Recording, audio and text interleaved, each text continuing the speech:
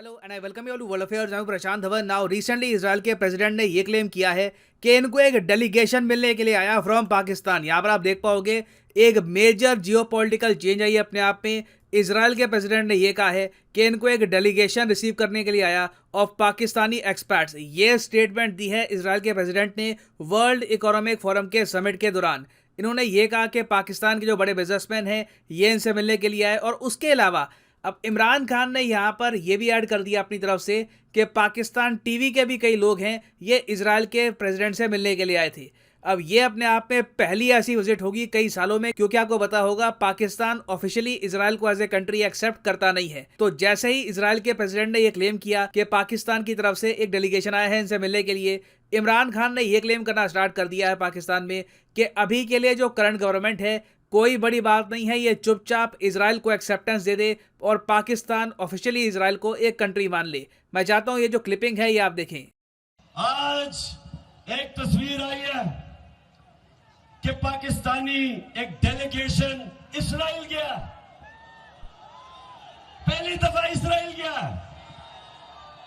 उसमें एक पाकिस्तान टेलीविजन में काम करने वाला डेलीगेशन में तनख्वाहदार वो भी शामिल है। तो अब क्या होगा जब अमेरिकनों के गुलाम ऊपर बैठ जाएंगे?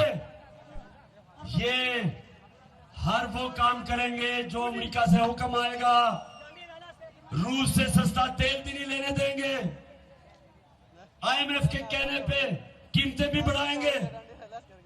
हिंदुस्तान से समझौता करके कश्मीरियों को बेचेंगे। कश्मीरियों ने जो कुर्बानी दी उसको बेचेंगे। हिंदुस्तान से ये समझौता करेंगे कश्मीरियों के खून के ऊपर। इजराइल को भी ये तस्लीम करने जा रहे हैं। मैं ये देखकर काफ़ी अम्यूज़ होता हूँ कि जब भी इंडिया और इजराइल की बात आती है इमरान खान की मतलब ऑलमोस्ट आप कह लीजिए आत्मा तड़प जाती है कि बस है इनके साथ बातचीत नहीं करनी। खैर अब यहाँ पे इजराइल के इशू को लेकर मैं कहूँगा इमरान खान गलत नहीं कह रहे। डेफिनेटली यूएस प्रेशर के अंडर, यूएस के इन्फ्लुएंस में पाकिस्तान ने डेलीगेशन भेजा है इजराइल की तरफ, और मेरे हिसाब से यहाँ पर पाकिस्तान की करंट गवर्नमेंट टेस्ट कर रही थी कि डेलीगेशन भेजकर देखते हैं क्या रिएक्शन आएगा। रिलेशनशिप नॉर्मलाइज करना तो बहुत बहुत बड़ा स्टेप होगा, मगर एक डेलीगेशन सेंड करके देखते हैं। डेफिनेटली इमरान खान इस पर बोलेंगे, जनता का रिएक्शन आएगा। टेस्ट करते हैं कि यहाँ पर हो क्या रहा है। अगर रिएक्शन बहुत ज़्यादा अग्रेसिव ना हुआ तो ये धीरे धीरे हो सकता है कि इजराइल को रिकॉग्नाइज भी कर ले as an independent sovereign country. ना पाकिस्तान ये क्यों करना चाहेगा, इमरान खान यहाँ पर क्यों इस बात को लेकर बहुत गुस्सा है, इन डेप्थ डिस्कस करेंगे, क्योंकि डायरेक्टली इसका इम्पैक्ट इंडिया में भी आता है। बहुत कुछ यहाँ पे आपको जानने को मिलेगा, मगर आगे बढ़ने से पहले आपसे क्वेश्चन पूछूंगा। क्वेश्चन यहाँ पर यह है कि अब ये बात ऑफिशियल हो चुकी है, फाइनेंशियल ईयर 2022 में भारत का सबसे बड़ा ट्रेडिंग पार्टनर डिक्लेयर कर दिया जा चुका है। तो आपको बताना है कि फाइनेंशियल ईयर 2022 जो रिसेंटली खत्म हुआ था मार्च 31 को, इस फाइनेंशियल ईयर में भारत का सबसे बड़ा ट्रेडिंग पार्टनर कौन सा देश था? Option A China, option B UAE, option C USA, या फिर option D Japan. Comment section में सब लोग करो आंसर। सही आंसर मैं आपको दूंगा वीडियो के एंड में, और जो लोग सही आंसर करेंगे मैं पूरी कोशिश करूंगा उनकी कमेंट को हार दूं ताकि बाकी लोग भी समझ पाएं कि सही आंसर यहाँ पर क्या है। अब पहले तो यहाँ पे आप ये क्वेश्चन पूछेंगे, क्या इजराइल के प्रेसिडेंट ने रैंडमली ये बोल दिया कि मुझे ये पाकिस्तान का डेलीगेशन मिलने के लिए आया है? तो इसका आंसर नहीं। इजराइल के जो प्रेसिडेंट है ये बात कर रहे थे एब्राहम अकॉर्ड के बारे में।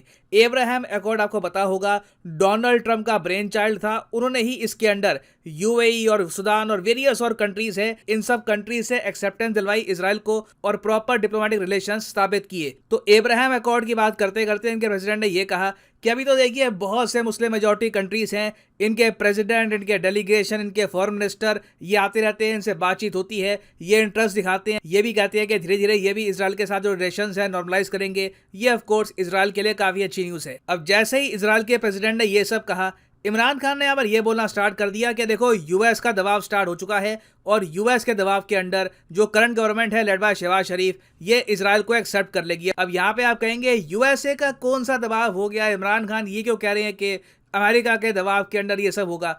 देखिए अब रिसेंटली मैं शॉक था नंबर्स देखकर।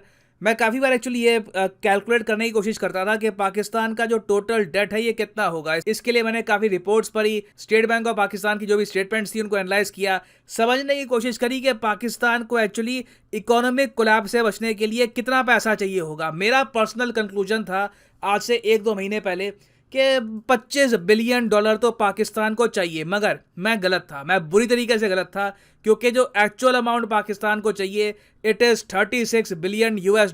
ये बात पाकिस्तान की सरकार ने खुद कही है कि अगर इनको 36 बिलियन अमेरिकन डॉलर्स ना मिले तो पाकिस्तान इकोनॉमिक कोलैप्स की तरफ बढ़ जाएगा। ये ऑफ कोर्स आने वाले 1 या 2 साल में हो सकता है, ज़रूरी नहीं है कि इमीडिएटली हो जाए, बट आने वाले कुछ साल पाकिस्तान के लिए बहुत ज़्यादा डिफिकल्ट होने वाले हैं, क्योंकि जो ये $36 बिलियन है इसमें से बहुत सारा जो पैसा है ये लोन की फाइनेंसिंग में जाएगा। उसके अलावा 10 से लेकर 15 बिलियन पाकिस्तान को सिर्फ इसी फाइनेंशियल ईयर में करंट अकाउंट डेफिसिट मेंटेन करने के लिए चाहिए। और ऑब्वियसली यहाँ पे आप समझ सकते हैं इतना बड़ा जो ये अमाउंट है ये IMF की हेल्प के बिना पाकिस्तान रीपे नहीं कर पाएगा दुनिया भर में, और इवेंचुअली पाकिस्तान की करेंसी बहुत ज़्यादा क्रैश कर जाएगी। वेनेजुएला जरा हाल यहाँ पे हो सकता है। तो इसलिए पाकिस्तान आज के समय बात कर रहा है इंटरनेशनल मॉनेटरी फंड से, और ये लोग चाहते हैं कि IMF एडिशनल $6 बिलियन का एक पैकेज अनाउंस कर दे पाकिस्तान के लिए, ताकि कुछ इनको रिस्पाइट मिले। बाकी ऑफ कोर्स बाद में ये UAE के सामने, सऊदी अरेबिया, चाइना के सामने झोली फैलाएंगे, और इनको उम्मीद है कि वहां से इतने बिलियन आ जाएंगे कि पाकिस्तान कोलैप्स नहीं करेगा, इनकी कहानी चलती रहेगी। और IMF एक्चुअली पाकिस्तान की बात मानेगा या नहीं मानेगा इसके बारे में आपको जानकारी मिल जाएगी जून 2022 में। अगले ही महीने पता लग जाएगा कि क्या पाकिस्तान बचेगा, या फिर अगर IMF ने मना कर दिया then it is game over for Pakistan. Definitely एक बड़े इकोनॉमिक कोलैप्स की तरफ ये देश बढ़ जाएगा। मगर IMF पर जिन कंट्रीज का सबसे ज्यादा इन्फ्लुएंस है, फॉर एग्जांपल US, ये कह चुकी हैं कि ये बिल्कुल सपोर्ट करेंगे पाकिस्तान की रीबिल्डिंग ऑफ इट्स इकोनॉमी। ये USA के जो ऑफिशियल्स हैं इन्होंने रिसेंटली कहा था, और यहाँ पे आप इमेजिन कर सकते हैं ऑब्वियसली इसका संकेत IMF की तरफ है। अगर US चाहे तो आराम से रातों रात IMF पाकिस्तान का जो बड़ा पैकेज है ये क्लियर कर देगा। और आप सबको एक बात तो पता होगी दुनिया के बारे में कि कोई भी आपकी हेल्प बिना वजह नहीं करने वाला। हर किसी का कोई ना कोई स्वार्थ होता है, कोई ना कोई मोटिव होता है। USA जैसा देश ऑब्वियसली पाकिस्तान की हेल्प आउट ऑफ काइंडनेस नहीं करेगा। Out of kindness US Ethiopia, Somalia को बचाने के लिए नहीं आया। US वहीं पर जाता है जहां पर इनके इंटरेस्ट इन्वॉल्व होते हैं। तो बिल्कुल USA ने पाकिस्तान को यह बोलना स्टार्ट कर दिया होगा कि आप लोग धीरे धीरे इजराइल के साथ बातचीत स्टार्ट करो, देखो क्या रिस्पॉन्स आता है, क्योंकि US के लिए स्ट्रैटेजिकली बहुत ही बड़ी एक उपलब्धि होगी अगर पाकिस्तान जैसा एक फंडामेंटलिस्ट कंट्री इजराइल को एक्सेप्ट कर लेता है एज एन इंडिपेंडेंट स्टेट। मगर पाकिस्तान की खुद की प्रॉब्लम्स हैं। ये लोग अगर इजराइल को एक्सेप्ट कर लेते हैं एज ए कंट्री तो इनके मिनिस्टर्स और इनकी सरकार के लोगों ने काफ़ी बार ये कहा है कि फिर बाद में ये कश्मीर का मुद्दा UN में नहीं उठा पाएंगे, क्योंकि पाकिस्तान काफ़ी बार कश्मीर फिलिस्तीन का जो इशू है इसको इक्वेट कर चुका है। पाकिस्तान ने काफ़ी बार ये कहा है कि दोनों इश्यूज काफ़ी हद तक सेम ही हैं। तो अगर ये इजराइल के साथ नॉर्मल रिलेशंस एस्टैब्लिश कर देते हैं तो कल को पाकिस्तान US में इंटरनेशनल फोरम में इंडिया की प्रॉपर तरीके से आलोचना नहीं कर पाएगा कश्मीर के इशू को लेकर। और इस पर ओवर द ईयर्स पाकिस्तान में बहुत से ऑथर्स ने लिखा है। फॉर एग्जांपल यहाँ पे आप देख पाओगे एक आर्टिकल है, by recognising a settler colony like Israel Pakistan will win no new friends, risk losing the ones it has, enrage its people, condemn the Palestinians to oblivion and cede the Kashmiris to their occupiers. तो कश्मीर का बहुत ज़्यादा यहाँ पे डर है पाकिस्तान को कि इजराइल को एक्सेप्ट कर लिया तो कश्मीर भी यहाँ से निकल जाएगा परमानेंटली। और आप नोटिस करोगे यहाँ पे एक सेंटेंस है, risk losing the friends they already have. इसमें पता है किस फ्रेंड की बात कर रहे हैं? ऑब्वियसली यहाँ पर बात की जा रही है ईरान की। ईरान और इजराइल के रिलेशंस बहुत ज़्यादा ख़राब है। अगर पाकिस्तान सडनली कहता है कल को कि हम जी इजराइल के साथ रिलेशंस नॉर्मलाइज कर रहे हैं, हमारी फ़्लाइट्स होंगी, हम आराम से उनके साथ ट्रेड करेंगे, ईरान को ये बात पसंद नहीं आने वाली। उसके अलावा पाकिस्तान के अंदर ही एक बहुत ज़्यादा फंडामेंटलिस्ट कट्टर आबादी है जो इजराइल को बिल्कुल पसंद नहीं करती। मैं एक्चुअली काफ़ी बार सोचता हूँ इजराइल के साथ पाकिस्तान ने कोई जंग नहीं लड़ी, इजराइल ने कभी डायरेक्टली कोई ज़्यादा नुकसान पहुँचाया नहीं पाकिस्तान को। टर्की ट्रेड करता है इजराइल के साथ, टर्की इजराइल को एक्सेप्ट करता है एज ए कंट्री, मगर तब भी पाकिस्तान के लोगों में एक आप कह सकते हैं अनएक्सप्लेनेबल हेट्रेड है टुवर्ड्स इजराइल। और जो ये नफरत है आम पाकिस्तानियों के मन में इजराइल के प्रति, लगातार इस पर पॉलिटिक्स खेली जाएगी। इमरान खान बेसिकली यही कर रहे हैं कि ठीक है, अगर करंट गवर्नमेंट इजराइल को एक्सेप्ट करती है तो इमरान खान इसको, इस पूरे मुद्दे को यूज़ करके बहुत सारी जो पाकिस्तान की आबादी है उसको अपनी तरफ कर लेंगे। और यही कारण है कि पाकिस्तान की सरकार ने ये सब डेवलपमेंट देखते हुए रिसेंटली कुछ ही घंटों पहले क्लैरिफिकेशन दी कि इन लोगों ने ऑफिशियली कोई डेलीगेशन नहीं भेजा इजराइल की तरफ। जो डेलीगेशन गया है वहां पर बिजनेसमैन है, हो सकता है कि सरकार के कुछ लोग हो, अगर हैं भी तो वो अपनी पर्सनल कैपेसिटी में गए हैं इजराइल में। तो जिस तरीके से इस इशू को लेकर पाकिस्तान में आम लोग गुस्सा है, इमरान खान ने इशू रेज कर लिया है, तो इससे हम डेफिनेटली ये कह सकते हैं कि ना सिर्फ इजराइल और पाकिस्तान के रिलेशंस, इंडिया पाकिस्तान के रिलेशंस भी खराब रहने वाले हैं। और लोग काफी बार कहते हैं कि देखो इंडिया पाकिस्तान के रिलेशंस इंप्रूव हो सकते हैं, बस नेता नहीं मान रहे, लोग तो मिलने को तैयार हैं। I don't really think that is the case. अगर ऐसा केस होता, अगर जेन्युइनली इंडिया के प्रति पाकिस्तान में इतनी हेट्रेड ना होती,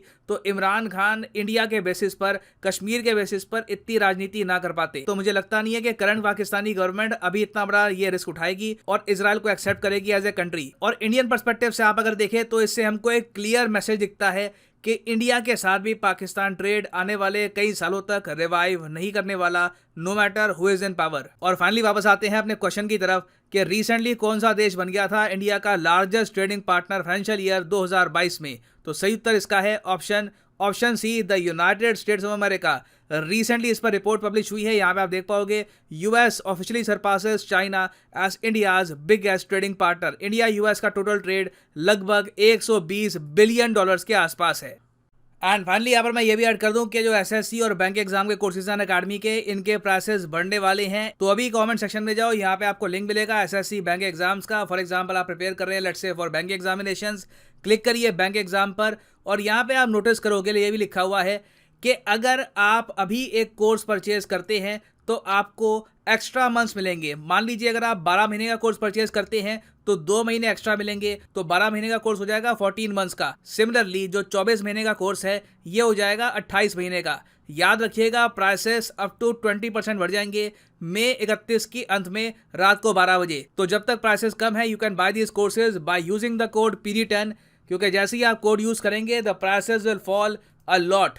सो use the code PD10 and save money. So इसी नोट के साथ ये है वीडियो का अंत। Thank you for listening and as always God bless you all.